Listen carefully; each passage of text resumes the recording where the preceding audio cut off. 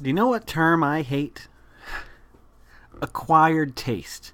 Find out why tonight on The Road to 40. I am Jason Oliver, in case you didn't know. And, I don't know how it came to me today, but I was talking to Elliot 2.0 at work. Elliot 1 is in upstate New York, I think. Or in New York. On a cow farm for a year. That kind of freedom is a beautiful thing.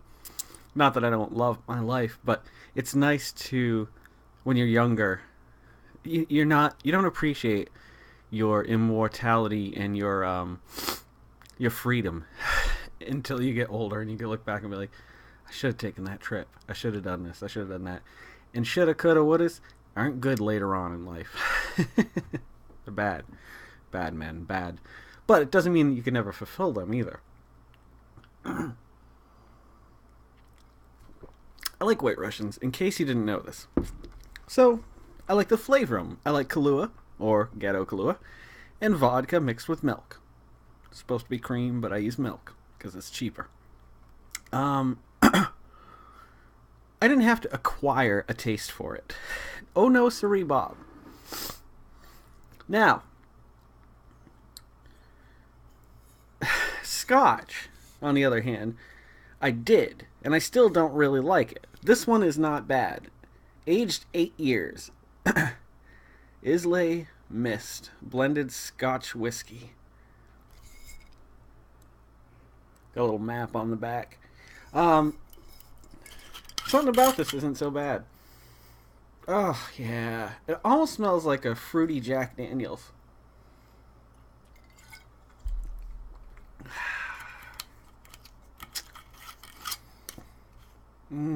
Warms you all the way down.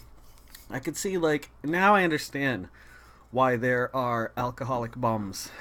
That shit keeps you warm. So if you're going through a cold night, yikes. But I would have to acquire a taste of that to drink that on ice, like on a regular basis. I couldn't imagine that. My God, this would destroy your life. Not just your life, but your body, your liver. That's 40% alcohol. I mean, there's a lot of alcohol in this, but it's, watered down with something, too. My God. I guess if the goal is to just get hammered,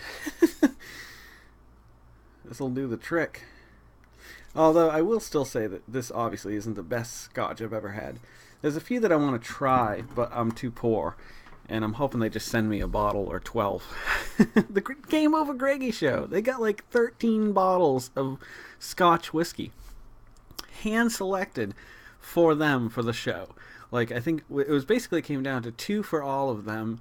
And then the rest were supposed to be, I don't know, I guess just when they're drinking on the show. I don't know. Knobs Creek, I think it is, or something like that. I don't know. Anywho, acquired taste. A lot of people... There's a few things I can think of. Coffee. People keep saying it's an acquired taste. For me, the way I started drinking coffee is, I had a friend, Jen, who drank French vanilla, extra cream, extra sugar. And I used to, if I was going out or something like that, I'd grab one and come over or whatever. And so finally I tried it, and I was like, whoa, whoa. It was just like candy in my mouth. So I never had to acquire the taste of coffee. I eased off on the cream and sugar. Like, by the time... Well, there's not a Dunkin' Donuts I can go to quickly around here. So, by the time I left Massachusetts, I was taking it cream 3 sugars. It's not the manliest of coffee, but it's not too bad. It's better than cream extra light 3.5 sugars. I did that for a long time. Now I like it with cream and sugar. Just a little bit of each. Enough to make it lighter than coffee. And less bitter and more sweet. But I don't understand that. Like, why would you want to acquire a taste for something? That's my point. That goes to the heart of it. Why do you want to acquire a taste of something you don't like at that given moment? Like, sure. I tried a lot of scotches and I didn't like them before this one. And then Sam left us here at a party, and there's not much left. It's probably all swill. Rock gut. if you're a dwarf. But, yeah. You know what I mean? Acquired taste. It's a stupid, dummy thing to do. Why do you want to acquire the taste of cheese if you do not like the taste of cheese? Well, I mean, that's a bad example because there's a lot of cheese. But, like, yeah, wine. Red wine. Like, I've tried a lot of red wines in my life. Pretty, fairly expensive bottles of wine. I mean, not huge. I'm not saying, like, much, around $100. But, well, I guess that's not really a lot of money at all these days. It's kind of sad and pathetic when a bottle of Johnny Walker Blue goes for $200. When it goes on sale, you can get it for like $175. Still, I'd like to try it. I've never tried that. I've tried Johnny Walker Black. It was I don't really like it. However, I like Jack Daniels right off the bat. Like, that wasn't one of those things where I had to be like, ooh, I better acquire a taste for this. Why would I do that? If I didn't like it, I wouldn't drink it. But there's a lot of other ones that I don't like. It's just so funny. So where does the science lie in your anatomy that makes you go, I'll acquire a taste for this? So you're going out of your way to... What is the definition for acquire? Let's dig a little deeper on the road to 40 tonight. Acquire. I spelled it right. Buy or obtain for oneself. Learn or develop a skill, habit, or quality. Achieve a particular reputation as a result of one's behavior or activities. Acquire. So why would anyone want to learn or develop a skill, habit, or quality? No, that's not right. But you know what I mean? Like, I don't get it. Like, I don't want to acquire the taste of something like fish. I don't like the taste of fish. I've tried a lot of fish in my day. Everybody's always making me try shit. I'm telling you, I'm not going to like it. I mean, some fish isn't horrible, but I would never go out of my way to get used to eating it because I don't like the taste enough. Doesn't that mean anything? Or am I wrong? Am I selfish or something for wanting it to taste good for myself? I don't know. I don't get it. I don't want to acquire the taste of fish. Could I? I guess so. I don't know.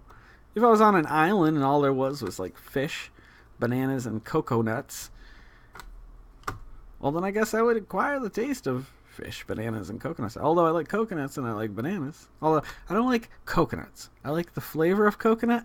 I don't like the texture. Terrible texture. Coconut, we're going to have to sit down and talk about this for a little while.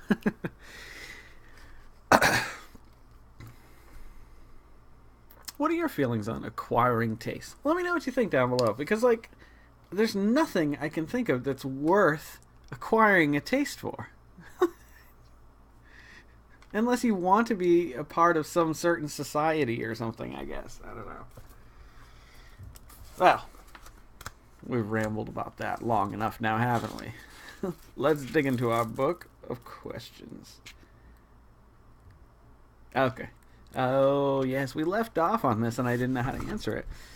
For an all-expense paid 1-week vacation anywhere in the world, would you be willing to kill a beautiful butterfly by pulling off its wings? What about stepping on a cockroach? Alright, now there's a second question for that. I don't know if I went back here or not for that. 30? No, 25. Page 20? No, yes. Why does a beautiful creature merit more compassion than an ugly one? This is a great question, too, because if you look at the times that there's, like, sex scandals inside schools versus the amount of times you see the opposite. Like, they almost glamorize, like, beautiful people. You never see, like, I don't know. You know what I mean? Like, heinously ugly people. And I mean, I don't mean to say that because I don't think anybody's ugly. They're just different. They're just shaped differently. You know what I mean? You know what I mean. Huh. Yeah, I've often thought of that. Like, sometimes I'll just step on bugs on the concrete. I won't get out of my way. Like, I try to stay out of the way of bugs. But if I can't help it, what am I supposed to do? And then I think about that. Like, if it had been a butterfly, there's no way I would just step on it if I saw it. I'd be like, oh shit, a butterfly, I'm not going to step on it. But it's no different than a creature that does the same things, like, and isn't as pretty. You know what I mean? Like, bugs have a purpose, I think. Does it damage us psychologically when we destroy something we find beautiful? I can't see how it wouldn't. I know, like, the few times in my life, I can feel it in the gut of my stomach. the gut of my stomach. The few times I've hit animals, like, oh my god, I just feel terrible for at least 7 seconds. No, like, we're talking like a day. Or by the end of the day, I'm usually over it. But, like, just knowing that I ended something's life. I mean, I know I do it with bugs every day, but I just feel bad with animals, mammals. How meaningful is the difference between pulling the wings off an insect and stepping on it? Now, there is a little bit of a difference. You're torturing it at that point. You're taking away, especially as a butterfly, you're taking away something from a creature that they can never have again. Something beautiful that made them almost who they were. Their beautiful wings, their defense, and their ability to fly. Like, that's awful. Plus, you've just ripped them out of their body. Like, that was part of their body. It wasn't like they were like jetpacks. You were tearing off its wings. They're connected. How meaningful is the difference between blah, blah, blah. Okay. Is the decision on how to kill something a minor decision when balanced against a decision whether or not to kill it at all? Or how? Wait a minute. Is the decision of how to kill something a minor decision when balanced against the decision of whether... Oh, I see what you're saying. So if you ultimately decide you're going to kill it, I don't think it would matter how you killed it. You're still killing it. I think that's the point they're trying to make. Why would you ever decide to kill anything? That's a weird thing to me. Okay, that was 25. I think we lingered on that one a little longer than needed to be as well. Okay, all right. This is good. I love this one. Would you be willing to murder an innocent person if it would end hunger in the world? And there's an extension to that. Okay. Would it torment you more to have the blood of the innocent person on your hands, or to know you let millions of people die? What do you think of people who achieve great things by compromising their principles? Many are willing to give their own lives, but not take the life of another. This is so important.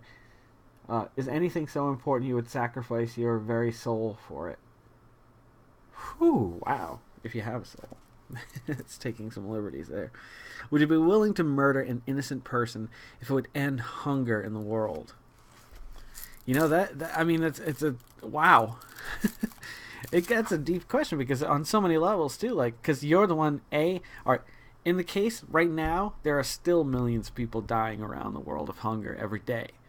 Right here in our own country, there's people dying of hunger every day. So...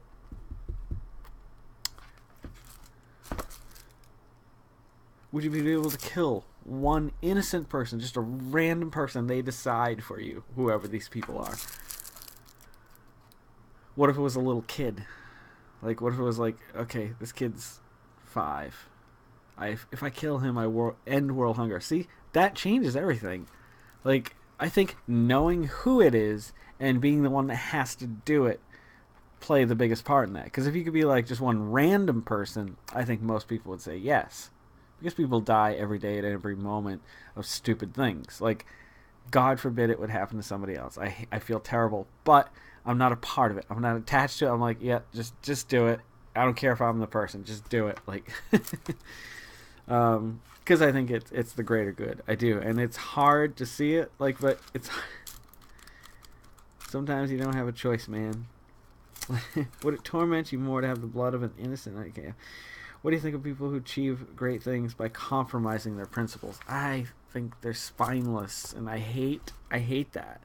Like, no. Stick to your principles. Stick to what you believe in. If you are willing to compromise that, then I don't know. But what in turn does that make you if you're willing to kill one random person versus one innocent person. You know what I mean? Like random, you don't know who it is, they just drop dead. Chaos with the children.